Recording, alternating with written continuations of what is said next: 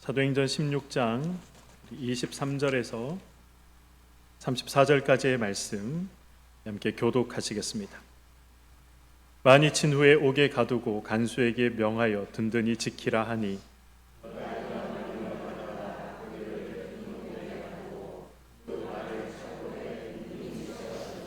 한밤중에 바울과 실라가 기도하고 하나님을 찬송하며 죄수들이 듣더라. 이에 갑자기 큰 지진이 나서 옥터가 움직이고 문이 곧 다 열리며 모든 사람의 매인 것이 다 벗어진지라.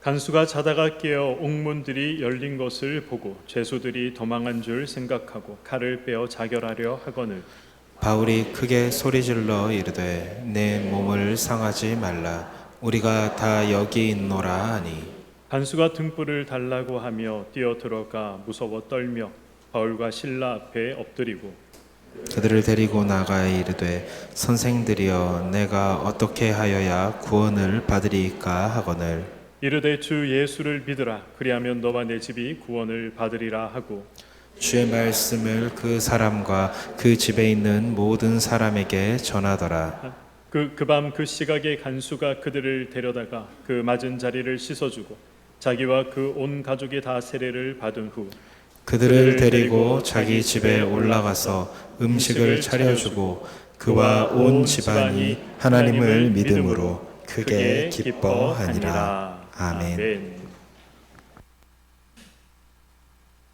네, 우리 신앙의 선배들 중에 꽤 유명한 분들이 많이 계시죠. 그 중에 조지 뮬러라는 분도 계십니다.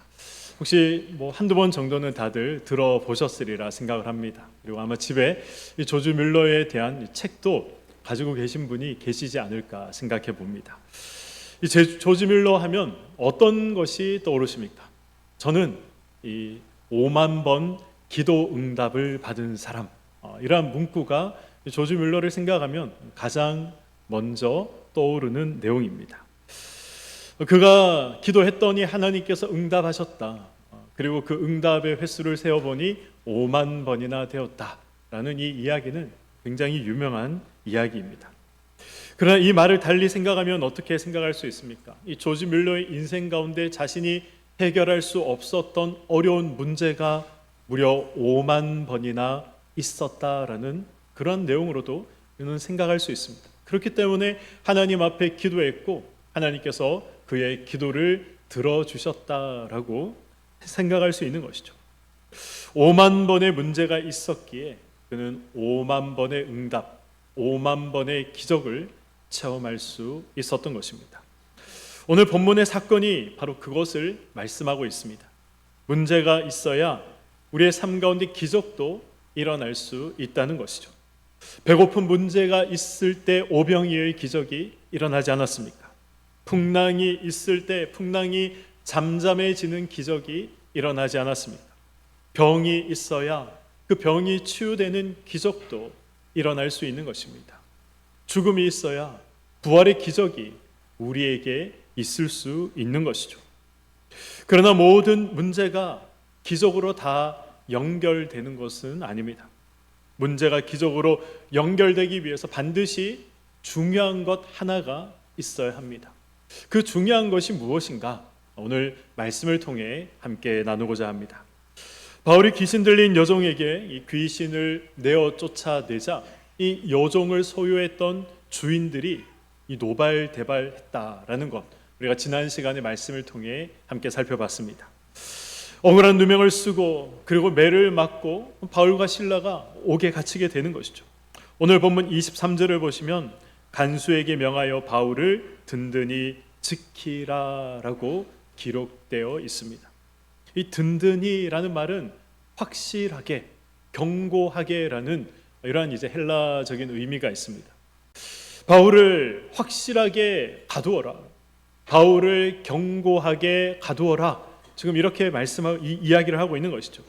그래서 이 굳게 잠긴 이 옥문도 부족해서 바울의 발목에는 이 족쇄가 채워지는 그런 일이 있었던 것입니다. 바울과 실라는 결코 자신의 힘으로 이 옥에서 벗어날 수 없는 그런 상황을 지금 맞이하게 된 것이죠.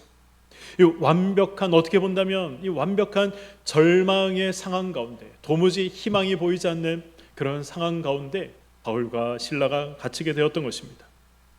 그런 절망의 상황에서 바울이 했던 것이 무엇입니까? 그들이 옥에서 했던 것이 무엇입니까? 성경을 보면 그들이 기도하고 찬송했다라고 되어 있습니다. 그들이 어떤 기도를 소리내어서 기도했을까요? 이 성경을 보시면 바울의 기도 소리가 온 죄수들에게 다 들렸다라는 것을 말씀을 통해 우리는 확인할 수 있습니다. 그렇다면 이 온 죄수들이 듣도록 바울이 기도했던 그 기도의 내용이 무엇입니까? 아마 자신의 누명을, 그리고 또 자신의 억울함을 하나님께서 풀어주시기를, 그래서 하나님께서 이것을 풀어주시고 건져주시기를 기도하지 않았겠습니까? 왜 자신들이 옥에 갇히게 되었는지, 왜 지금 이 옥에 있어야만 하는지 하나님의 뜻을 구하지 않았겠습니까? 이제 시작된 빌립보 교회가 이 일로 흔들리지는 않을까, 그렇게 염려하며 걱정하며 하나님께 빌립보 교회가 흔들리지 않도록 든든히 세워질 수 있도록 그렇게 기도하지 않았을까요? 어떤 내용으로 기도했다라는 것은 성경에서 기록하고 있지 않기 때문에 사실 어떤 내용으로 기도했는지는 모릅니다. 그저 우리가 바울의 신앙과 그리고 또 그의 어떤 삶을 통해서 우리가 추측할 수 있을 뿐이죠. 한 가지 분명한 것은 바울과 실라가 소리 높여서 하나님을 찾았다는 것입니다. 그때 어떤 일이 일어납니까? 이 감옥이 흔들릴 정도로 지진이 일어나게 됩니다. 그 지진 때문에 옥문이 열리게 되고, 그리고 그의 발목을 채우고 있던 족쇄가 또 풀리게 되는 기적이 일어나게 된 것이죠. 우리는 이 사건을 보면서 어떤 생각을 합니까? 역시 기도에 힘이 있어. 역시 찬송에는 힘이 있어. 그래서 우리가 문제가 있을 때 기도하고 찬송하면 바울이 경험했던 동일한 놀라운 은혜를 우리도 체험할 수 있을 것이다 라고 우리가 생각합니다. 그렇게 우리가 생각하는 것 바른 생각이죠. 맞는 말입니다. 기도와 찬양에는 닫힌 문을 열 수 있는 능력이 있습니다. 내 삶을 옥죄는 모든 문제를 끊어버리는 능력이 기도와 찬양 속에 있는 것이죠. 그러나 제가 궁금한 것은 바울은 절망 속에서 어떻게 찬양할 수 있었는가 하는 것입니다. 우리는 하나님을 언제 찬양합니까? 우리는 언제 하나님을 노래합니까? 우리 삶 가운데 감사한 일이 있을 때, 우리 삶 가운데 기쁨이 있을 때, 그때 우리가 노래하지 않습니까? 미리암의 노래를 보시길 바랍니다. 애굽의 칼날을 피해서 그들이 홍해를 무사히 건넜을 때, 그때 미리암이 노래하지 않습니까? 그때 하나님의 구원을 미리암이 찬송하는 것을 우리는 확인할 수 있습니다. 드보라의 노래를 보시길 바랍니다. 시스라를 죽이고 전쟁에서 승리했을 때 승리를 허락하신 하나님을 드보라가 노래하고 있지 않습니까? 그러나 바울은 지금 기뻐할 상황이 아니죠. 바울은 지금 감사할 그런 상황이 아닙니다. 바꾸어 말하면 바울은 지금 노래할, 찬양할 그런 상황이 아니라는 말입니다. 회심 후 바울의 삶을 한번 떠올려 보시기 바랍니다. 회심하고 바울은 이제 내가 나를 위해 사는 것이 아니라 주를 위해서 살겠다, 그렇게 다짐하고 전도자가 됩니다. 복음을 위한 전도자가 되죠. 그래서 바울은 이 1차 전도 여행을 떠나게 됩니다. 예수를 위해 살기로 했으니, 복음을 위해 살기로 했으니 바울의 삶이 형통한 삶이 되었습니까? 그렇지 않습니다. 비스디아 안디옥에서 복음을 전하다가 추방당해야 했습니다. 이고니온에서는 사람들이 바울을 돌을 들고 치려고 했습니다. 그리고 르스드라에서는 사람들이 던지는 돌에 맞아 거의 죽음 직전까지 바울이 갔습니다. 사람들은 마치 이제 바울이 죽었다라고 생각하고 그를 성 밖으로 버리는 그런 경험까지 해야 했습니다. 2차 전도 여행은 어떻습니까? 하나님께서 이 아시아에서 열심히 복음을 전하고 있는데 하나님이 길을 막지 않으셨습니다. 유럽으로 가라고 환상을 보여주지 않으셨습니다. 그러나 이 유럽으로 가서 이 사모드라게에서도 그리고 이 네아폴리에서도 바울에게 아무 일이 일어나지 않았습니다. 바울을 맞이해주는 환영하는 사람조차 없었습니다. 심지어 바울은 기도할 장소조차 그에게 주어지지 않았습니다. 기도하기 위해 강가에 나아갔다가 이 여인들을 만나게 되죠. 이 여인들이라도 모두 예수를 믿고 그래서 이 마치 수가성의 여인처럼 변화되어서 자기의 가정으로 자기가 살고 있는 마을로 뛰어들어가서 예수님을 증거했다면 참 좋았을 텐데 그런 일도 일어나지 않았습니다. 그리고 이제 막 교회가 출발하는 이 정말 중요한 시기, 교회의 지도자가 반드시 있어야 하는 그런 시기에 지금 바울이 누명을 쓰고 옥에 갇히게 된 것입니다. 만약 여러분이 바울이라면 어떻게 하시겠습니까? 여러분이 바울이라면 누명을 쓰고 옥에 갇혀 있다면 이 기쁨과 감사의 찬송을 하나님 앞에 드릴 수 있으시겠습니까? 저는 그럴 수 없을 것 같습니다. 저는 한탄과 원망과 절망의 눈물을 흘리면서 그저 하나님 앞에 기도했을 것 같습니다. 그런 한탄과 원망과 절망이 나왔으면 나왔지 찬송은 나오지 않을 것 같습니다. 바울도 그랬을 것입니다. 바울이라고 달랐겠습니까? 바울도 동일한 우리와 성정이 동일한 사람입니다. 그래서 바울도 절망했습니다. 그래서 바울도 좌절했습니다. 그래서 하나님 앞에 눈물로 하나님 앞에 기도했던 것이죠. 온 사람들이 이 감옥에 있는 모든 사람들이 듣도록 그는 처절히 하나님 앞에 간구하며 부르짖었던 것입니다. 우리가 기도하면 알게 되는 것이 있습니다. 기도하면 우리가 무엇을 알게 됩니까? 기도하면 하나님의 마음을 알게 되는 것이죠. 하나님의 마음을 알게 되면 어떻게 합니까? 그때부터 우리의 입술에서 감사가 나옵니다. 그때부터 우리의 입술에서 찬송이 나오게 되는 것입니다. 하나님을 신뢰하기 때문에 찬송하는 것이죠. 하나님 앞에 더 이상 내가 가지고 있는 이 문제가 문제로 보이지 않기 때문에 하나님 앞에 찬송 드릴 수 있는 것입니다.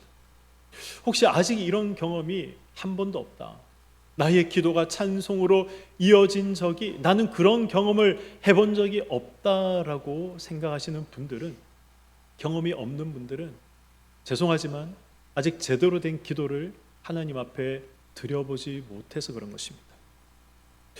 제가 이렇게 말씀드리면, 아니 목사님, 그건 목사님이 지극히 개인적인 생각 아닙니까? 그건 목사님의 지극히 목사님만 경험하신 그런 체험 아닙니까? 어떻게 그렇게 이야기하실 수 있습니까? 라고 저한테 생각하시고 반문하시는 분들이 계실지 모르겠습니다. 시편 44편을 우리 한번 보도록 하겠습니다. 성경에 있는 분들은 시편 44편을 한번 펼쳐보시죠. 시편 44편을 보시면 표제가 달려 있습니다. 그 표제가 어떻게 되어 있습니까? 고라 자손의 마스길, 인도자를 따라 부른 노래다라고 되어 있습니다. 이 시편을 보시면 마스길이라는 이러한 단어가 종종 등장을 하죠. 마스길의 뜻이 무엇입니까? 깨달았다, 깨닫는다, 이런 의미가 있습니다. 시인이 지금 무엇을 깨달았기 때문에 노래를 하고 있습니까? 하나님께서 이 계속되는 원수들의 공격에서 자신을 구원해 내셨다는 사실을 깨달았습니다. 앞이 보이지 않는 그러한 답답한 상황, 좋아질 기미가 조금도 보이지 않는 그런 절망과 한숨의 눈물에서 하나님께서 건져 주셨다라는 것을 깨달은 것이죠. 그때 하나님이 알게 하셨다는 것입니다. 무엇을 알게 하십니까? 시편 44편 3절의 말씀을 보시기 바랍니다. 그들이 자기 칼로 땅을 얻어 차지함이 아니요, 그들의 팔이 그들을 구원함도 아니라, 오직 무엇과 무엇이 그들을 구원했다고 말씀하고 있습니까? 주의 오른손과 주의 팔과 주의 얼굴의 빛으로 그렇게 하셨다라고 말씀하고 있습니다. 하나님은 하나님의 백성을 책임지신다는 것이죠. 아무리 앞이 보이지 않는다 하더라도, 아무리 나의 능력으로 해결할 수 없는 문제 상황을 맞이한다 하더라도 사람들의 팔이 나를 구원해내는 것이 아니라, 사람들의 능력으로 내가 구원받는 것이 아니라 하나님의 크신 팔이, 하나님의 오른손이, 하나님의 얼굴의 빛이 나를 구원해 내신다는 것입니다. 그래서 기도할 수 있다는 것이죠. 지금 당장 사면초가의 상황입니다. 아무리 생각해도 지금 이 문제를 해결할 수 있는 방법이 이리 둘러봐도 저리 둘러봐도 찾을 수가 없습니다. 이때 우리가 하나님을 생각하지 못하고, 그래서 우리가 기도하지 않으면 어떻게 됩니까? 우리는 현실에 갇히게 됩니다. 현실에 갇히게 되면 무엇이 보입니까? 현실에 갇히게 되면 무엇이 보입니까? 저는 현실에 갇히게 될 때 저는 저의 무능함이 보이더라고요. 저는 저의 부족함이 보였습니다. 부족한 능력, 부족한 물질, 부족한 시간, 나의 모든 부족함들과 연약함들만 보였습니다. 그래서 안 되겠다, 포기해야겠다, 그런 생각이 현실에 갇히면 들게 되는 것입니다. 그렇지 않습니까? 그러나 기도하면 보이게 되는 것이죠. 기도하면 이 천지 만물을 창조하시고 지금도 다스리시는 온 우주 만물의 주인이신 하나님이 보이는 겁니다. 그 하나님께서 마음만 먹으면, 하나님께서 허락하시면 해와 달도 멈출 것이요, 바다도 가를 것이요, 광야의 길을, 사막의 강을 내시는 하나님이 보이는 것입니다. 이것이 기도를 통해 깨달아지게 되는 것이죠. 이것이 깨달아지는 순간 우리는 찬송이 나오게 되는 것입니다. 이것이 깨달아지는 순간 하나님 앞에 아무것도 감사할 수 없는 상황이라 할지라도 감사가 고백되는 것입니다. 그래서 시인은 이렇게 찬송합니다. 시편 44편 8절의 말씀입니다. 우리가 종일 하나님을 자랑하였나이다. 우리는 하나님의 이름에 영원히 감사하리이다. 셀라. 이 셀라라는 표현도 시편에 굉장히 자주 등장을 합니다. 그냥 괄호 속에 있기 때문에 우리가 아무 의미 없는 것처럼 넘겨버리지만 사실 이 셀라라는 의미는 굉장히 중요한 의미가 있습니다. 셀라의 의미가 무엇입니까? 하나님을 찬양하라, 하나님을 목소리 높여 찬양하라. 그 의미가 셀라라는 이 말에 담겨져 있는 것입니다. 하나님을 목소리 높여서 자랑하며 찬양한다는 것입니다. 하나님을 목소리 높여서 감사하며 찬양한다는 것입니다. 기도하니 알게 되고 알게 되니 찬양이 나오더라라는 것을 지금 이 시인이 고백하고 있는 것입니다. 다윗도 자신이 기록한 이 시편에서 어떻게 고백합니까? 시편 우리 30편 11절의 말씀. 주께서 나의 슬픔이 변하여 내게 무엇이 되게 하셨다고 합니까? 춤이 되게 하시며 나의 베옷을 벗기고 무엇으로 띠띠웠다고 하십니까? 기쁨으로 띠띠우셨다라고 말씀하고 있습니다. 우리의 기도의 종착지는 우리의 마음의 소원이 성취되는 것이 아닙니다. 저와 여러분의 기도의 종착지는 감사이고 감격이고 찬양이 되는 것입니다.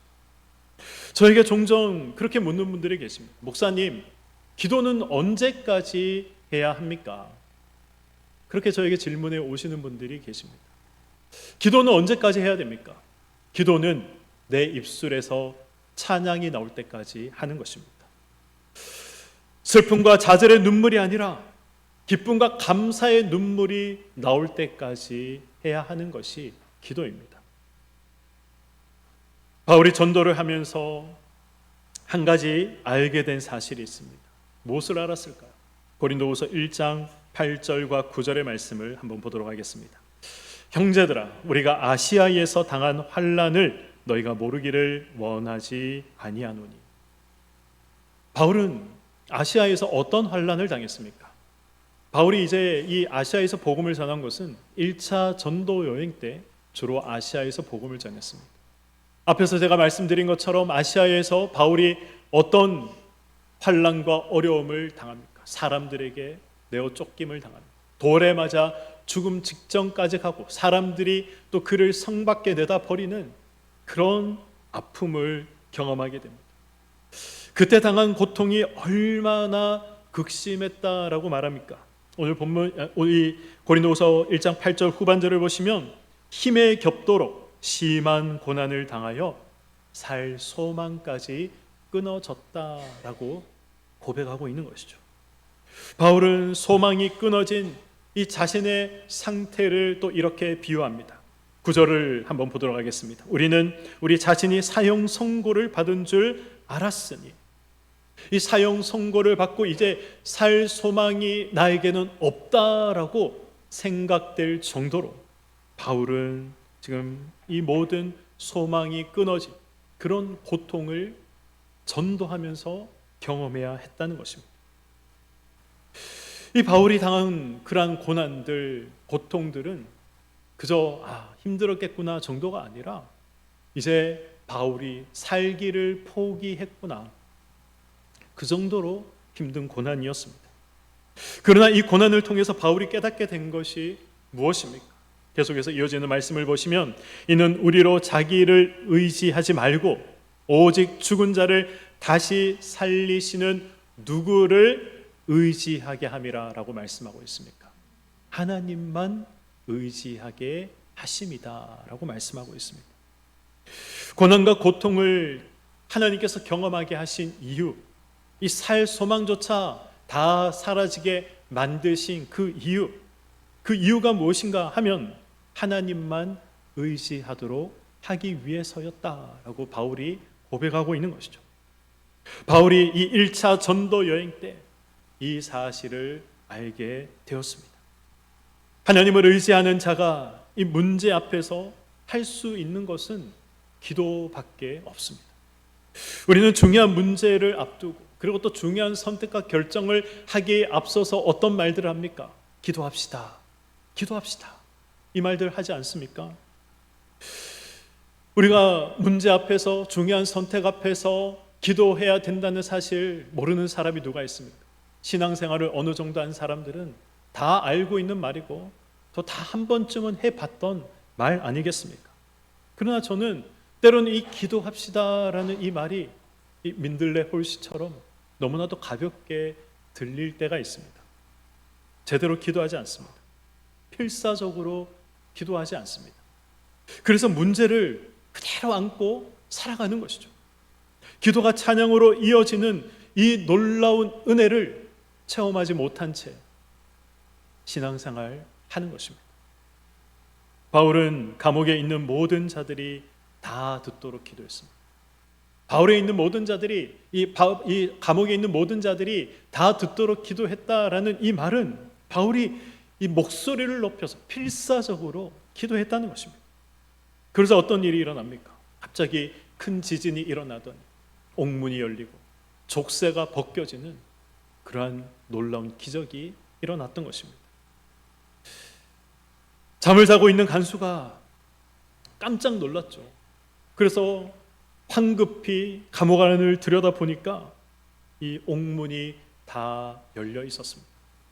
간수는 당연히 이제 이 죄수들이 다 도망갔겠구나 그렇게 생각하고 자결하려고 했던 것이죠. 이 로마의 법에 보면 이 간수가 죄인을 놓쳤을 때 이 죽음으로 그의 잘못을 갚아야 했습니다. 간수는 생각했을 것입니다. 내가 지금 이 죄인들을 다 놓쳤는데 채찍질 당하고 이 수치를 당하며 죽을 바에는 차라리 내가 스스로 목숨을 끊는 게 낫겠다. 그렇게 생각을 했던 것이죠. 그리고 막 자결하려고 하는 그 순간 누가 어떻게 말합니까? 바울이 내 몸을 상하게 하지 말아라 라고 말했던 것입니다. 옥중에서 가장 큰 실망과 좌절 속에 있는 사람이 누구겠습니까? 죄수들이죠.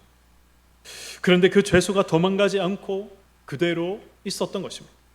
저는 이 부분도 사실 궁금했습니다. 아니 왜 바울과 실라는 도망가지 않았을까? 바울은 그렇다 치더라도 그 옥중에 있는 죄수들은 왜 도망가지 않고 그대로 있었을까? 그게 신기하지 않습니까? 사도행전 12장에 베드로가 옥에 갇혔을 때 천사가 나타나서 그를 건져냅니다. 그래서 베드로도 도망가지 않습니까? 그런데 왜 바울은 도망가지 않았습니까? 왜 바울은 도망가지 않았을까? 기도를 통해 하나님의 뜻이 무엇인지 그는 알고 있었습니다. 하나님께서 이곳에 보내신, 나를 옥에 가두게 하신 그 이유가 있다라는 사실을 바울은 알게 되었던 것이죠. 그래서 도망가지 않았습니다. 죄수들은 바울이 기도하고 찬송하자 지진이 일어나고 옥문이 열리고 그리고 자신들을 잡고 있던 이 족쇄들이 끊어지는 그러한 이 초자연적인 현상을 보면서 두려웠습니다. 그리고 그렇게 하나님 앞에 기도했던 바울이 충분히 도망갈 수 있는 그런 상황임에도 불구하고 도망가지 않고 있으니 이 나머지 죄수들도 도망갈 수 없었던 것이죠. 두려워서 도망가지 못했던 것입니다. 그러나 간수가 볼 때 이것은 사실 너무나도 이상한 일이었습니다.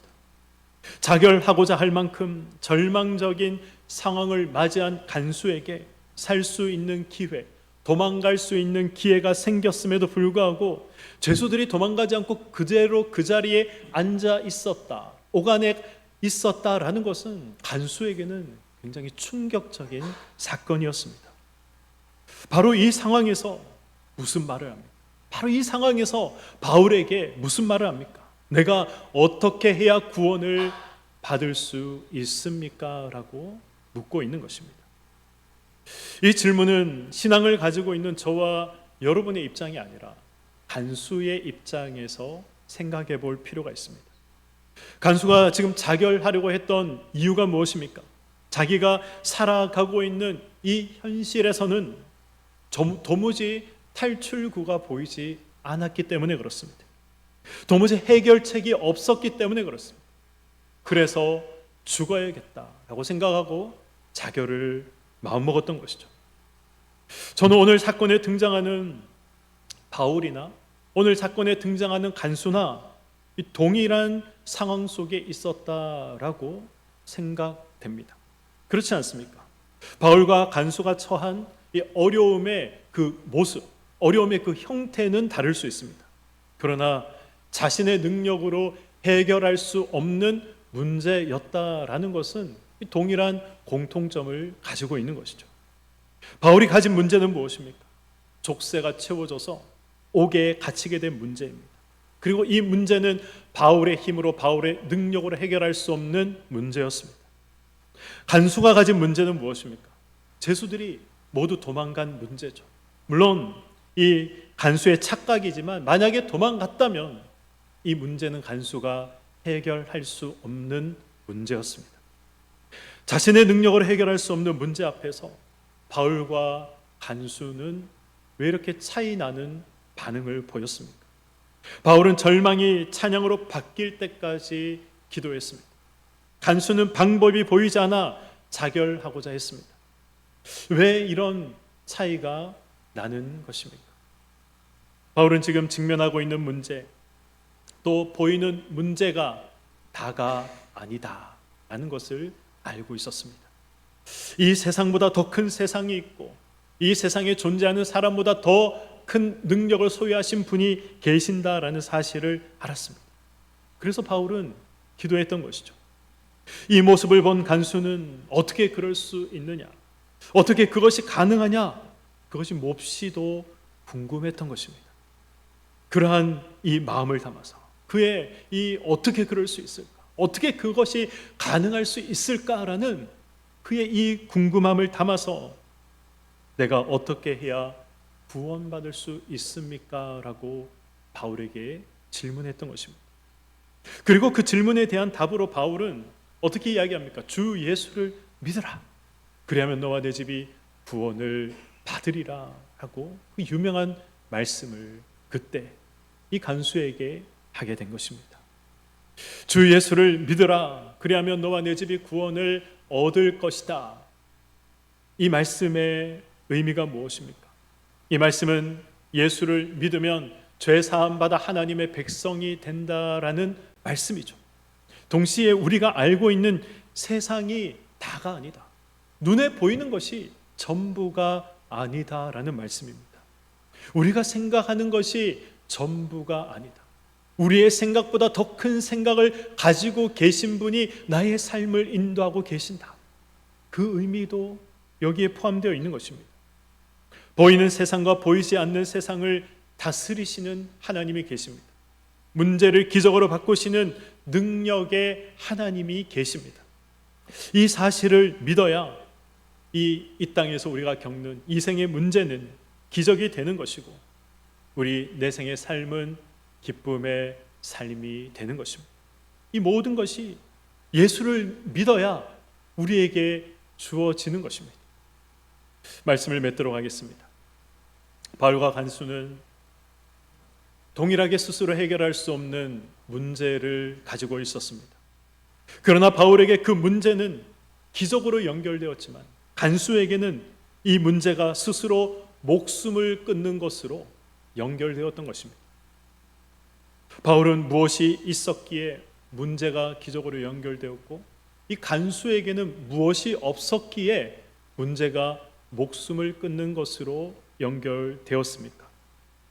바로 바울에게는 예수가 있었고 간수에게는 예수가 없었기 때문에 그렇습니다. 예수를 소유한 자는 문제가 기적으로 연결되는 것입니다. 예수를 소유한 자는 기도가 찬송으로 연결되는 것입니다. 보이지 않는 것이 눈에 보이는 것으로 나타나게 되는 것입니다. 그래서 히브리서 기자는 히브리서 11장 1절에 어떻게 말씀하고 있습니까?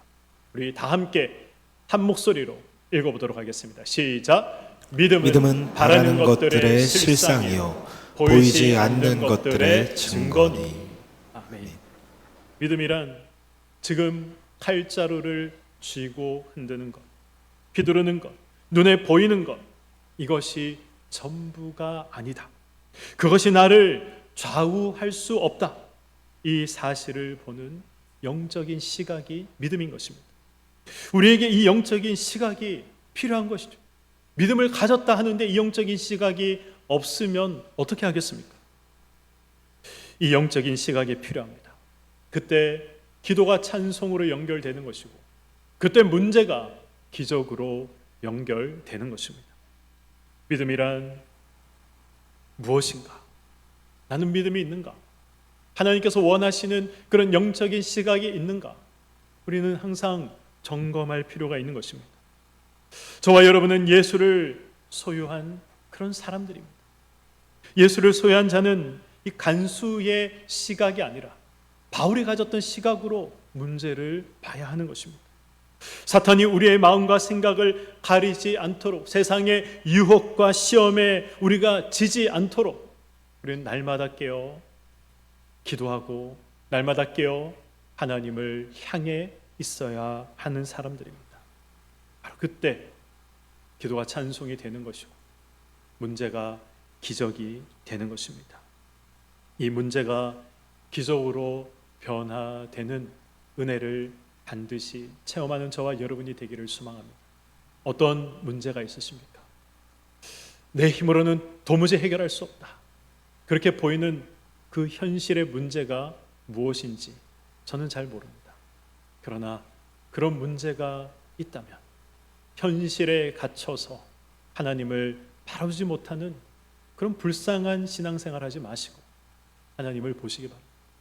기도가 찬송으로 변화될 때까지 기도하시기 바랍니다. 기도가 감사로 변화될 때까지 기도하시기 바랍니다. 그때 문제는 기적이 되는 것입니다. 오늘 이 사실을 기억하시고 하나님 앞에 우리의 삶을 또 살아가는 저와 여러분의 삶이 되시기를 주님의 이름으로 간절히 축원드립니다. 아멘.